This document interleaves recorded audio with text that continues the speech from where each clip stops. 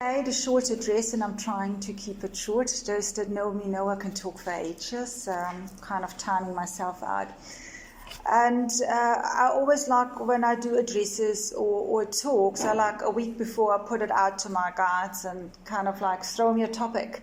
And it came through very clearly in the last week, and via my clients, people I've met, and my own family. It's about being kind and gentle. Because a friend of mine is going through quite some stuff, and I said to her, be gentle with yourself. And she says, Heike, what does that actually mean? When the world sits on your head and everything goes wrong, everything is upside down, and all you want to do is throw in the towel, swear, or have 2 bottles of wine, what does it mean, be kind to yourself? And I thought that's a very valid question, because we just like, oh, be kind, be good to you, look after yourself.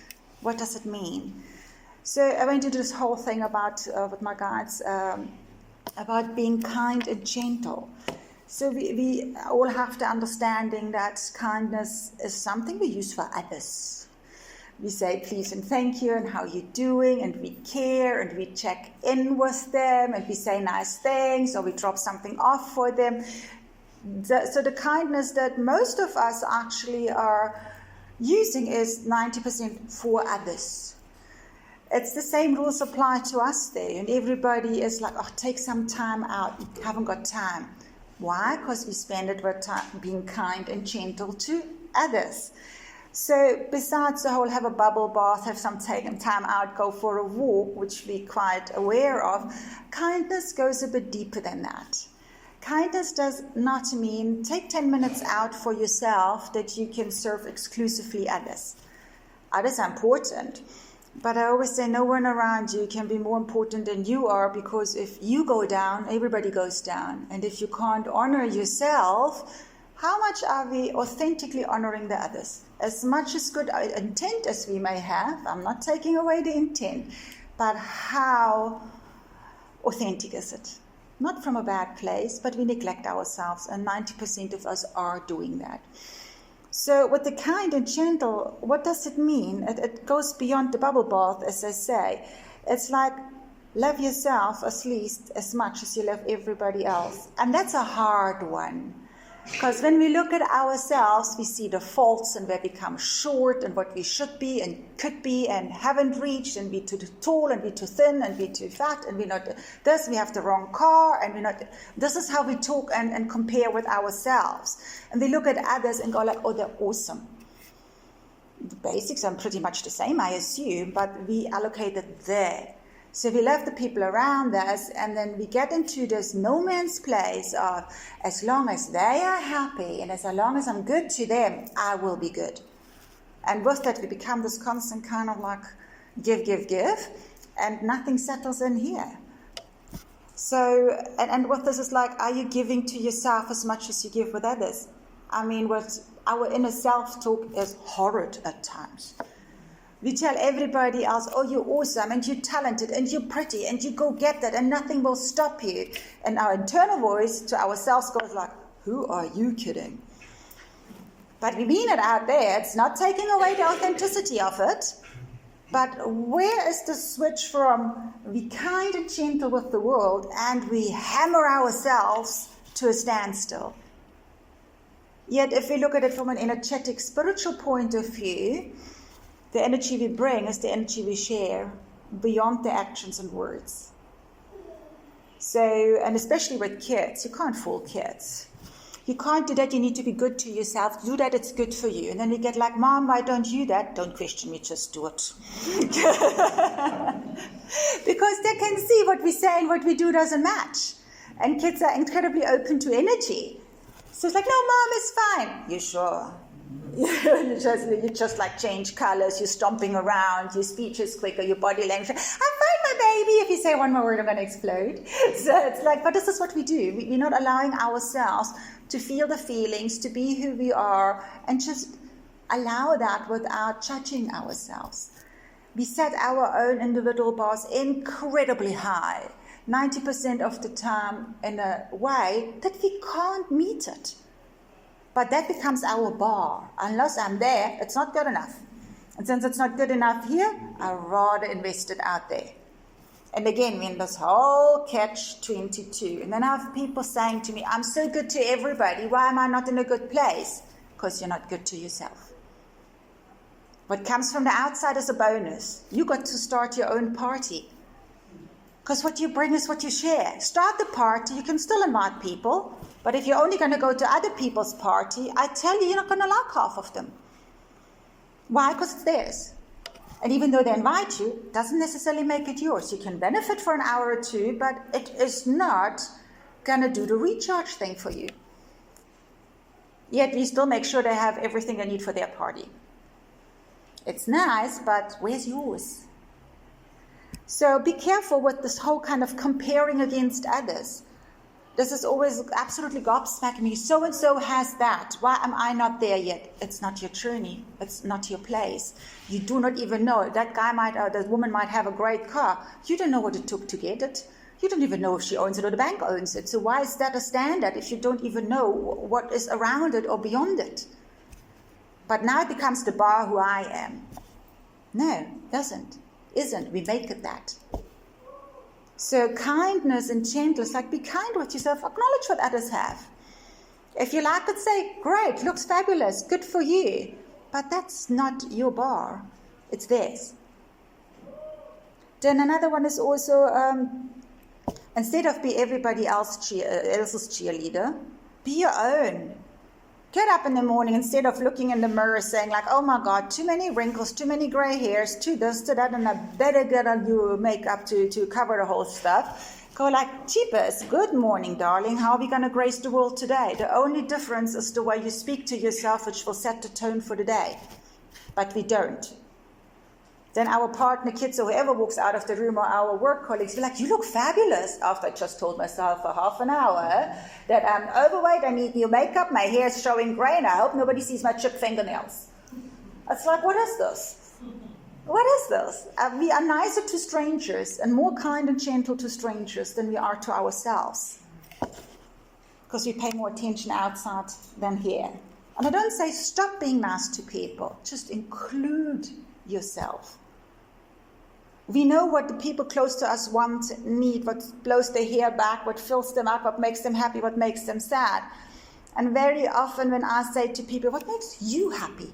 What blows your hair back? When my kids are happy. That's not what I asked. We don't know because our focus isn't here. So kindness and gentleness is as well like sit down with you and say, why don't I like myself? What is going on? Because I'm not paying attention. Not when I say, like, tell me 2 good things about your husband or your kid or whatever it is. There comes a whole list. Tell me 2 good things about you. Yeah. About that. Again, it just clearly shows. So kindness should not just be reserved and gentleness for others. And kindness also comes when you make a mistake or when you literally like have the bigger ones, I'm just going to name it, cock up, then it's okay. That's what we're here for. We are very forgiving with other people, but when we cock up, oh my word, we hammer ourselves on top of the normal hammering. So we don't really need anybody flocking us because we volunteer it normally. Is it kind? No. Is it gentle? No. Is it effective even? No. So spiritually, emotionally, technically, it makes no sense. But that's what we do. Another one is also, that's my favorite, boundaries. How do we struggle nowadays with boundaries? Yeah, I see the faces going like, ew. So, a boundary is nothing else where it says like, I see you, this is where you are, and this is where I am, this is the rules of engagement to Heike, this is where it starts, and this is where it ends, and within is peace, love, and happiness. And this goes. If you step over, I will remind you there is one. Because if it doesn't serve me, it won't serve you. So in a really good way, I'm actually doing this for you. Because if you keep on trampling on my boundaries, you will have an issue and then nobody wins. So, and this is like boundaries literally means, no, this is who I am. This is how I identify at the moment. It's kind of like a manual to how Heike works. And you need to obviously state that to people around you. So it's kind of like, I allowed that early, and now 2 years later, I can't stop it. Why? It's called a boundary. No, I allowed it 2 years ago. Well, 30, 40 years ago, you were in diapers crawling on the floor. You changed that. What that's saying is like whatever we at one stage allowed in our life or had in our life most likely suited us and was there for a reason. We hold ourselves to that, which what we're actually saying is, I haven't grown because now I feel I have to still hold that. Because growth brings change. But we don't allow ourselves to do that. We hold ourselves as once it's established with the relationship, with environments, with whatever, we've got to do that. Otherwise it's not good enough. In whose book? If I'm not allowed to grow, why am I here? And that's all, you can't change your mind. But if I don't change my mind, that means I haven't learned. Would you like me to do that? It doesn't make sense either. But we go like, we can't disappoint people. So we rather disappoint ourselves. And the winner is? No one. And then we get agitated. We never had as much depression, anxiety, cancer, all that stuff. And from a metaphysical point of view, that is like breathing everything in, not allowing yourself to feel accordingly, being harsh with yourself, condemning about things, all of that. It has to go somewhere. Energy got to be something. It doesn't just disappear because you want it to disappear. If you don't let it out, it will find a spot. And most likely what you ain't going to like along the way. Because if you don't allocate one, I find one. That's what energy does. It's not good, it's not bad, it's the nature of energy. So are we kind with ourselves? No, we're not. And why not? Because we think we don't deserve it and we're not worthy. Other people are more worthy. No, they're not. We're all equally worthy. It's our birthright. This whole I have to prove something. It's like we've run the gauntlet, we've done the whole thing, we arrived in this world. That means we qualified. Done. Done. The rest is journey and we're all trying to figure it out. But none of us has to justify why we're here. We wouldn't be here if we wouldn't have run through the whole kind of like concept before and choosing lifetimes and doing all of that. And so we've done all the footwork. Now we're physically here, which is kind of like big school here, to learn our lessons. And I was like, oh no, now I have to justify why I'm here and kind of like gets the majority vote that it's okay that I'm here. The majority word is impossible. We have how many billion people? Don't even try. Don't even try. But they have become now our benchmark again, and it's outside of us. It's not our energy. So are we kind? Yeah, again, to them. So allow yourself to make your mistakes and don't become the feeling. A feeling is like, oh, I've really cocked this up. Yes, you have done. So what are we going to do with it?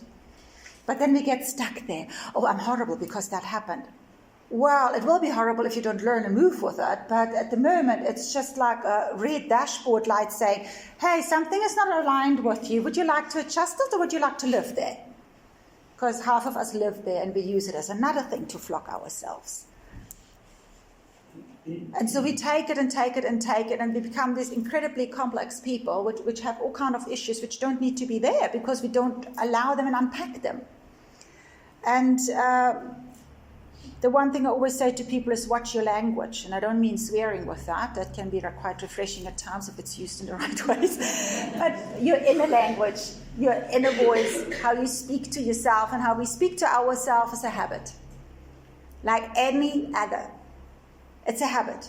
Just like we speak to our children is a habit. Like we speak to our co-workers is a habit. And you will find there's already different rules of engagement how we speak to whom.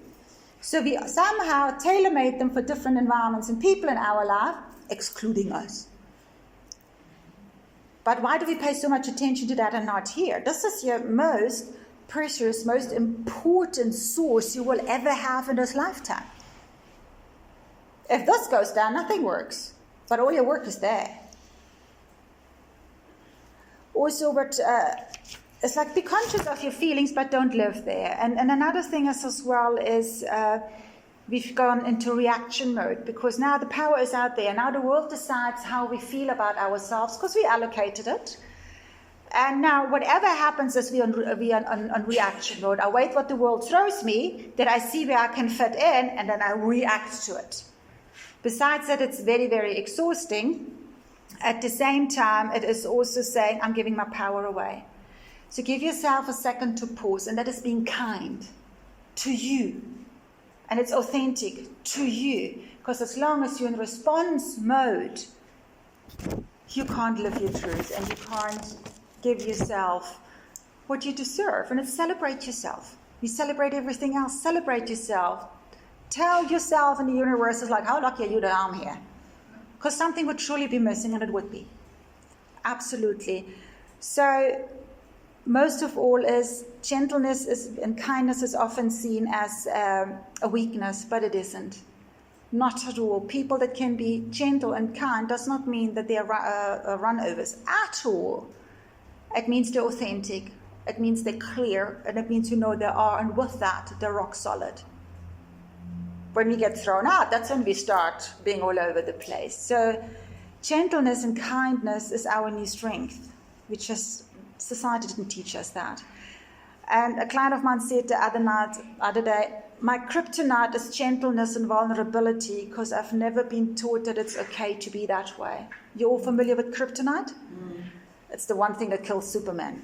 And I thought this is such a profound statement, and he got caught in over 40 years of all those patterns trying to fill the picture he had been given of what strength is, that this became his downfall that he is now luckily working with, but this is his real strength. So be kind and gentle, for everyone you meet is fighting a battle you know very little about, and that includes you. So spread the love, embrace yourself, and allow yourself to pause. Don't instantly react. Take 2 seconds. It's like, whose is it? Do I want it? Is it mine? And then allow yourself to say, yes, please, or no, thank you, but I wish you the best. So let's have love to you all, guys, and be gentle. Thank you. Thank you so much, Heike.